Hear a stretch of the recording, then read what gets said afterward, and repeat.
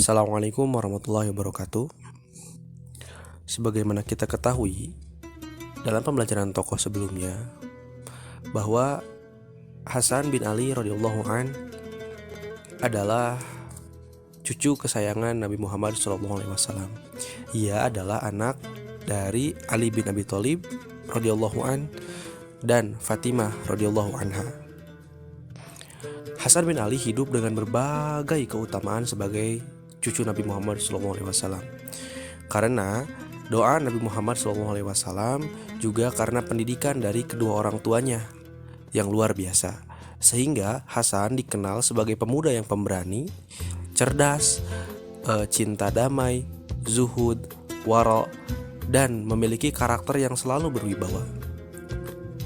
Dalam satu kesempatan, Hasan bin Ali pernah memerah wajahnya ketika hendak memasuki masjid. Kemudian sahabatnya bertanya, "Wahai Hasan, kenapa kau memerah? Kenapa kau ketakutan ketika masuk ke masjid?" Lalu Al-Hasan menjawab, "Tidakkah engkau berpikir bahwa kita ini akan menghadap kepada siapa?" Maksudnya ketika sholat, kita itu manusia akan menyembah siapa, akan berhadapan dengan siapa. Al-Hasan wajahnya memerah karena merasa sangat ketakutan, merasa sangat segan ketika hendak melaksanakan. Tentu saja karena keimanannya yang kuat, tentu saja karena ketakwaan dan keihsanannya. Singkat cerita, Al-Hasan diangkat menjadi seorang khalifah di tahun 40 Hijriah, tepatnya bulan ke-9 tahun 40 Hijriah, setelah ayahnya Ali bin Abi Thalib meninggal dunia ketika melaksanakan sholat subuh oleh seorang pemberontak yang bernama Abdurrahman bin Mulzam. Kemudian setelah ayahnya meninggal, dibaiatlah Al-Hasan sebagai khalifah pengganti ayahnya karena dianggap sebagai orang yang paling cocok karena berbagai keutamaan dan kelebihan yang dia miliki. Menjabatlah Al-Hasan sebagai seorang khalifah. Namun masa jabatannya hanya berlangsung sebentar, hanya berlangsung sekitar 6 bulan. Dia menjabat bulan ke-9 di tahun 40 Hijriah, lalu dilengserkan atau lengser dari jabatannya di tahun 41 Hijriah bulan ketiga. Al-Hasan ini ternyata ketika menjabat menjadi seorang khalifah memiliki prestasi yang luar biasa. Karena ketika dia menjabat, umat Islam sedang ada dalam posisi yang sangat panas. Ada konflik-konflik yang belum terselesaikan, terutama setelah wafatnya Utsman bin Affan radhiyallahu anhu.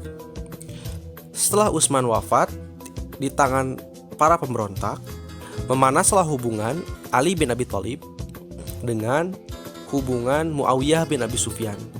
Ali bin Abi Thalib sebagai seorang khalifah memimpin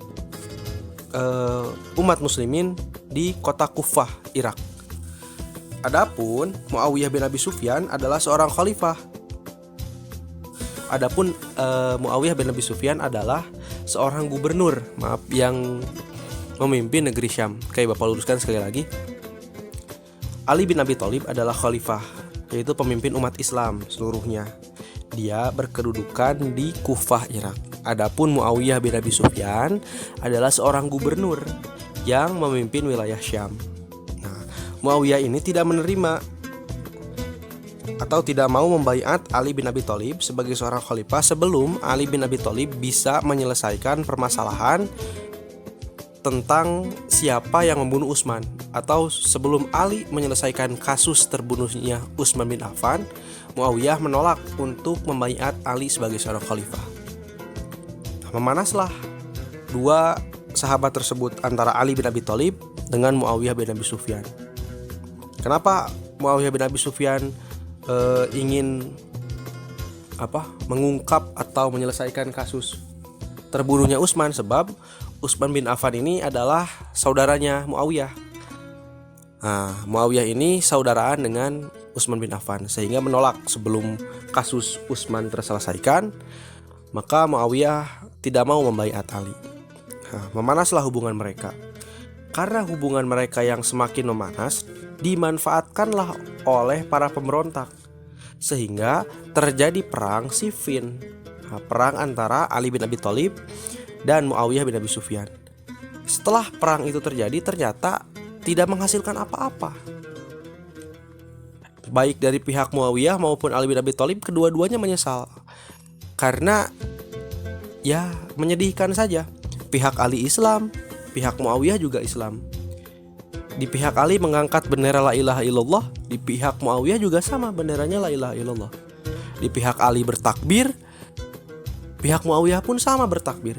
Ini menyedihkan, artinya ada peperangan yang terjadi antar sesama umat Islam. Nah, momen-momen ini dimanfaatkan oleh para pemberontak untuk menghancurkan kekhilafahan. Nah, setelah Ali dan Muawiyah berdamai, kemudian turunlah kepemimpinan khalifah kepada Al-Hasan setelah Ali terbunuh. Namun konflik itu masih tetap terus terjadi. Banyak pemberontak, banyak golongan-golongan yang ingin menghancurkan Islam dan semakin kuat perasaannya untuk menghancurkan Islam.